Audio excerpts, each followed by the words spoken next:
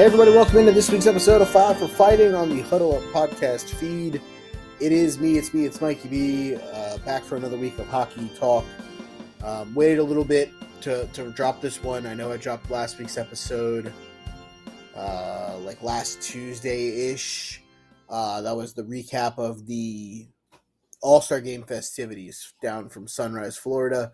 I wanted to put this episode out a couple days ago, but then things kind of went a little left unexpectedly, and I thought I'd wait to see what happened before I put out an episode. And obviously, as a Washington Capitol fan, the news I'm referring to is the fact that Alexander Ovechkin on Tuesday afternoon, we came out that he was taking a hiatus from the Capitals organization for the foreseeable future, which was due to basically it was announced as a definite leave to attend to a family matter and a health of a loved one.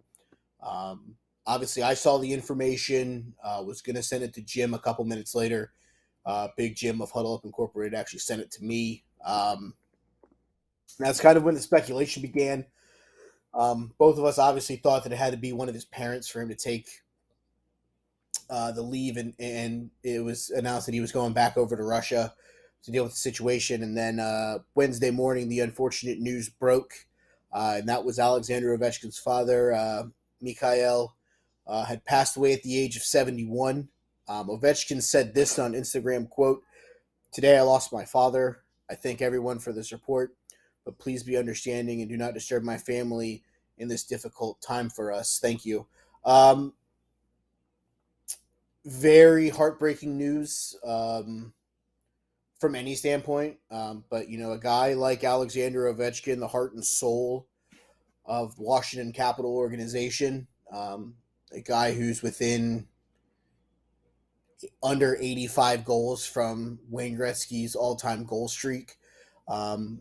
This is a blow. It's a blow to the entire Capitals organization. I know a couple of the guys have come out and talked. We'll talk about what they've said here in a few minutes. But this is a big blow to the Ovechkin family. This is a big blow to the Washington Capitals organization if you're talking from a hockey perspective. Because I don't know that there's a time frame that Alex makes a return. I don't know if this is Alex is done for a bit. Obviously, he's going to have to handle the matters in Russia with the potential burial of his father. And obviously, from a hockey perspective, we hope that Alex comes back sooner rather than later. But from a personal and person-to-person standpoint, we can only imagine the grief and pain that Alex is going through at this time. All of us that wear red, white, and blue, or sometimes the black and navy of the alternate, we send all of our love to Alex, his family, and everybody that's going to go through this pain, because it's a pain that I don't think anyone can really put a finger on. It sucks. I don't think there's really any other way to put it. It's a really sucky turn of events. I just hope that for Alex's sake, he got to be there prior to the end. So obviously I know that he didn't get out of DC for a while, but I hope he made it so he could say his final goodbyes in person and things like that nobody really wants to think about, but are things that you kind of have to think about in these sad and unfortunate times. I look at it also, it's one of these where there's a lot more questions than answers. Obviously, I don't expect Alex back,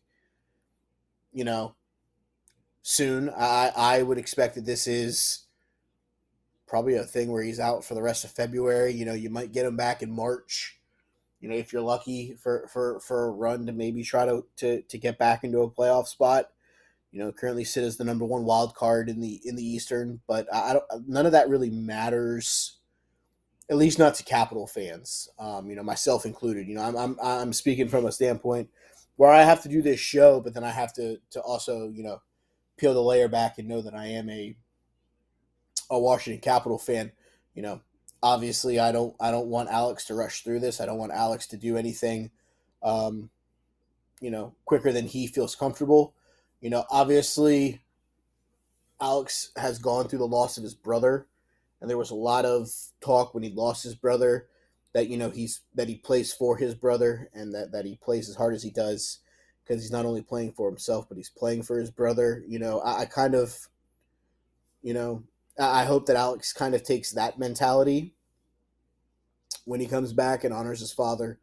Um, but the Capitals organization is definitely on a whole is definitely hurting this week with like I said, with the unfortunate passing of Alex's father. The Capitals said this quote: "The Washington Capitals organization is saddened to hear of the passing of our captain Alexander Ovechkin's father, Mr. Mikhail Ovechkin. Mr. Ovechkin was a true gentleman and was such a significant and consistent presence at Capitals games and practices. With a constant smile on his face, he loved interacting with our fans and expressing the gratitude for their support of his son, of whom he is incredibly proud of. Our organization thoughts are with Ovechkin and his family at this so difficult time." Capital Center Nicholas Backstrom said, quote, the one thing I will always remember is that he was always happy. He would always be smiling. We both didn't speak English in the beginning, but we could understand each other with our hands. As I said, he was part of the beginning when Alex got here. He was always in the locker room. He was always hanging out. He was one of the guys. He loved that, I think. So to get hit by this sad news is obviously really tough. I feel for his whole family. I can only imagine what they're going through. Mr. Ovechkin played soccer professionally before an injury cut his career short. He had a big impact on Alex's professional hockey career, along with Ovechkin's mother, who was a two-time Olympic gold medalist for the Soviet Union women's basketball. They helped spark Alex's love for hockey from a young age. Alex said this back in 2008, quote, "My father, I remember he would go on some trips and bring me back some goalie helmets. I didn't know what it was except for it was something about hockey. And when I was a little kid, everything was about hockey, hockey, hockey." Obviously, the 2004 number one overall selection, Alexander Ovechkin, settles into an 18-year career, all of which in the nation's capital with the Washington Capitals. Sitting at 812, he's approximately 70. No, my math's not right. 82 goals behind Wayne Gretzky. Um, his parents watched on television in Russia when Alex reached the 800 goal mark with the hat trick against Chicago on December 13th. And then they were watching 10 days later when he passed Gordie Howe for second place all time, getting to 802. Early in Alex's career, his father often traveled from Russia to see his son play and shared some of the biggest moments of his life. Even after having heart surgery for a condition back in February of 2014, he was with Alex in LA when he was named among the NHL's 100 greatest players in 2017, but was unable to travel to see the Capitals win the Stanley Cup in 2018, where Alex won the Conn Smythe. When Alex brought the Stanley Cup back to Russia that summer, he lifted it over his head alongside his father at the training facility at Dynamo Moscow, where Alex played in the youth and began his professional career. His father said, quote, "I can't even put it into words," said through a translator after lifting and kissing the Stanley Cup. 13 years we worked towards this goal. Finally, to win the Stanley Cup, it was huge happiness. Huge, huge happiness.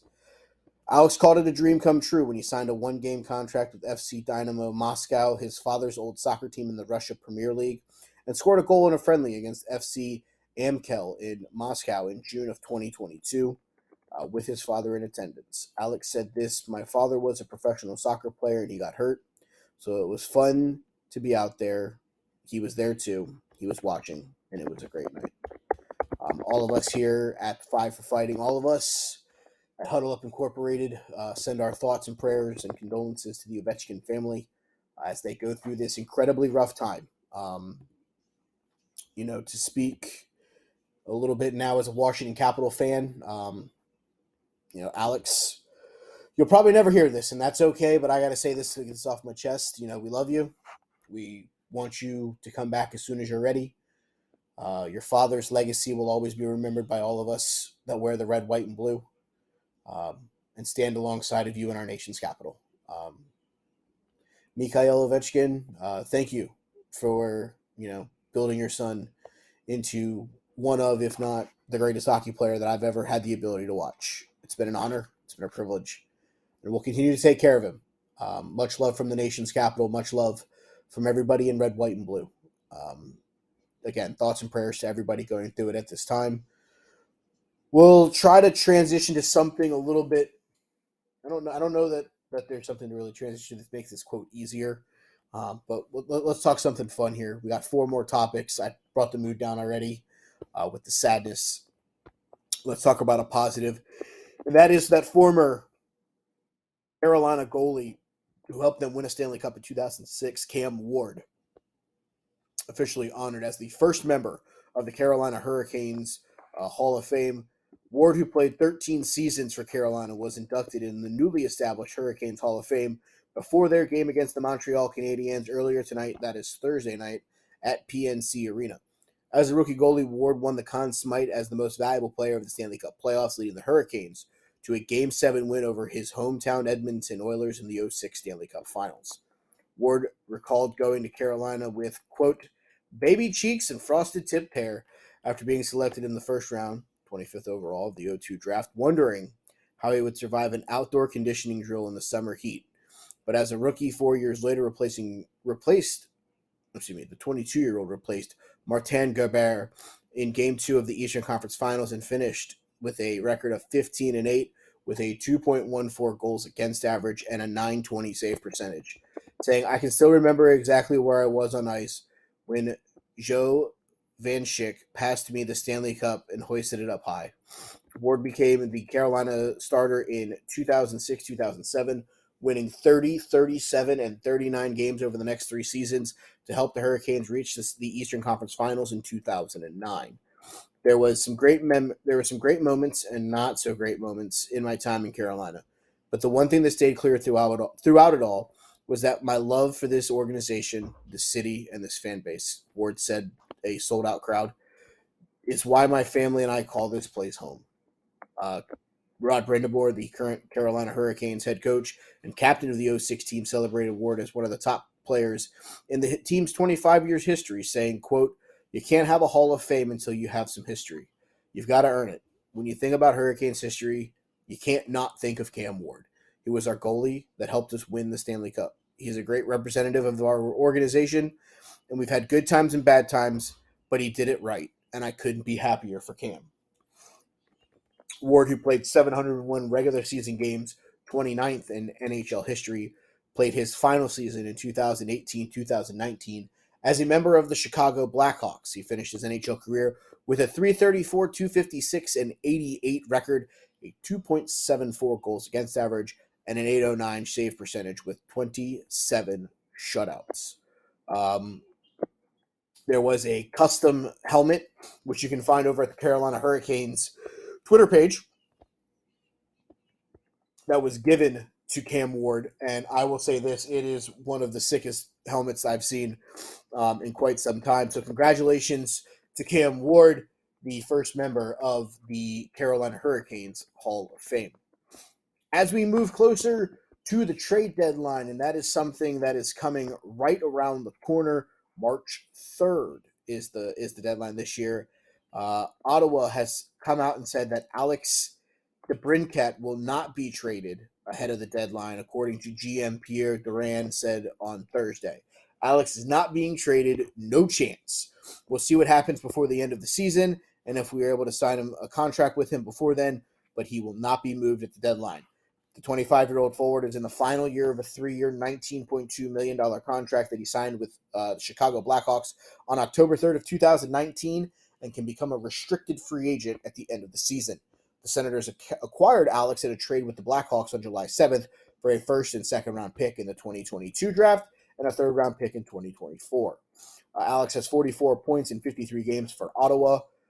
For his part, he has said that he's avoiding any distractions heading into the deadline, saying this, quote, I think it's a pretty stressful time for a lot of guys in the league. You try to block it out, but sometimes it's a little hard. It's good that I'm here. Just keep getting comfortable here and just playing my game. So we'll see exactly where that stands coming out of here. The Senators currently sit at 26, 24, and 3, and are 6-1-0 in their last 7 games, but they are 7 points behind the Washington Capitals for the second wild card into the Eastern Conference playoffs. Rod Brindamore, hockey in Carolina wouldn't have worked without him, according to their owner. Rod Brindamore arrived in Raleigh, North Carolina from Philadelphia 23 years ago, just in time for a blizzard to drop 2 feet of snow on the Triangle. He played his first home game in front of fewer than 9,000 fans. The front desk clerk at the hotel he stayed at didn't even know that the Carolina Hurricanes were a thing. Yeah, Brindamore said, quote, right away I knew this was going to be different. Brindamore didn't know what he knows with absolute certainty now, and that's that Raleigh, North Carolina has become a hockey hotbed. The former Stanley Cup winning captain and current coach says that he hopes to bring another trophy back to Raleigh in June. It's not even close to the most important transaction in Hurricanes history was trading for Rod Brindamore, says longtime Hurricanes broadcaster Trip Tracy. It led to a Stanley Cup as a player. It led to a relevancy in what he's done as a coach, just sheer numbers and accomplishments. But that only begins to tell the tale. Um, Basically, Rod Brindamore, without him, hockey in Carolina would be non-existent, and it wouldn't be leading to what's coming up this coming Saturday. It is the 2023 Navy Federal Credit Union Stadium Series game at Carter Finley Stadium, home of the NC State Wolfpack, where the Carolina Hurricanes will play the now Alexander Ovechkinless Washington Capitals. You can see that game at 8 o'clock Eastern on ESPN Plus, ABC, Sportsnet 360, TVAS2, and SN Now. First appearance in the outdoor game for the Carolina Hurricanes. It'll also be Rod Brindamore's first time attending one in any sort of fashion. I'm excited for this game. Obviously, I wish that it was a little different with Alex kind of being there, but I'm excited to watch this one. I love the jerseys for this game. Rod Brindamore is going to be a guy who's going to help the Carolina organization more and more. Yeah, I can't say enough positive things about Rod. I know sometimes he can kind of come off as a dick. Let's be real. I think there's a lot of guys in the National Hockey League that can. But it's exciting to see somebody of his, he was traded to Carolina. He basically put Carolina on his back, and he's still there now. He still has them on his back. So it's fun to see, the how far Rod Brindamore has come. Not just Rod Brindamore the player, but Rod Brindamore the coach and the organization builder. Our final topic on tonight's show, we are in Connor Bedard watch officially. Yeah, here's a look at his season through February 13th in the WHL rankings. He has played 39 games. He has 48 goals, first in the league. 48 assists, tied for third. 96 total points, first in the league. 2.46 points per game in a minimum of 10 games played. He's first. 8 game-winning goals. He's second. Power play goals, 34. He's first. Shorthanded goals, he has 4. He is tied for fourth. 255 shots. He leads the way. Plus-minus rating of plus 32. He's tied for 11th. 44 penalty minutes. 52.1 face-off win percentage. And he has some games coming up this weekend against Prince Albert, Winnipeg, Lethbridge, and Medicine Hat. Yeah, this guy's going to be good. And whoever gets him is going to be super lucky to get him. I can't say that this guy's second coming of Martin St. Louis or something like that, but yeah, he's going to be really, really good. The 17-year-old is the number one on the NHL Central Scouting midterm ranking of North American skaters, presented by BioSteel. Was granted exceptional status to play in the WHL as a 15-year-old. Each Wednesday, NHL.com will have an update on Bedard's stats leading up to the draft. So I'm going to make this a thing where we talk more and more about Connor Bedard as we get going. Currently in Regina, held its second team signing event of the season. The scheduled 2-hour session lasted much longer for their star player and captain. Bedard said it was fun, obviously a lot of signatures, but it was good to make people's day. They waited a long time. I mean, the support we have is pretty special. It's pretty incredible for the fans to be able to be there the whole day, wait in line to get a signature. So when you hear that, it's obviously pretty cool. Um, I thought the signing event went as good as it could with the amount of people that showed up, says Dante De Kyrie, the Regina manager of broadcast and hockey communication. Roughly 900 fans entered the arena for autographs. Connor signed about 1,500 items between 6 p.m. and 11:30 p.m. I stood there for most of the night and thought he handled it very well as he interacted with fans very politely, gracefully. I knew he would enjoy it. He's a pro. Yeah, that's pretty nuts. So not gonna lie. Bedard has 5 points, 3 goals, 2 assists. It was named the first star of the next game 4 days later, an 8-4 win over Moose Jaw on February 11th. It was his 6th hat trick on the season. So Connor Bedard watch is in full effect, and right now, because they're pretty much stinking up the joint. Our current leaders in the doghouse to potentially get him sit at the Columbus Blue Jackets at 38 points, the Chicago Blackhawks at 37 points, and the Anaheim Ducks sitting at 40 points. So Connor Bedard watch is in full effect. That should be something that we're going to enjoy watching as the season progresses. I'll talk about it more as we get closer to the draft. We'll also talk more about the fun that is going to be the trade deadline as we get closer to that. Any more news or notes about that, I will drop here on the show as soon as I get them. But that's going to wrap up this week's show, guys. I appreciate you guys hanging out with me as always. If you are not already, please like, subscribe, thumbs up, 5-star the podcast feed. You can check out any of our other work over on any of the major social medias, Twitter, TikTok, Facebook. There's a link tree there where you can get a link to our store over at the TeePublic store where you can pick up shirts with hockey logos. You can pick up shirts for the Huddle Up podcast. You can pick up T-shirts for the Huddle Up Incorporated, as I so elegantly have named this operation. We just finished the last Tuesday live show. It was myself and Big Jim flying solo. Was able to talk about some things. So give that a listen if you haven't already. But we will have content coming out every week. Obviously, this show eventually and one will make a return when Ernest is back fully healthy. The Pitch with Matt, he'll be starting that up here in the next couple weeks, where he'll talk about Major League Baseball as well as soccer, everything but La Liga, because, well, fuck him. At least that's what I thought he said. I don't know. That's what it sounded like. I could be wrong. I may have got lost in translation. It is what it is. Keep checking out the stuff over on the podcast feed. There will also be some shows from the Tuesday guys. So until then, guys, as always, you can follow me on Twitter at TheyCallMeBurn. Until next week's show, I appreciate you guys ever so much. Hug a loved one. Tell them that you love them. Spread a little joy throughout the rest of the trip around the sun. Until next week, guys, stay safe. We will talk to you soon.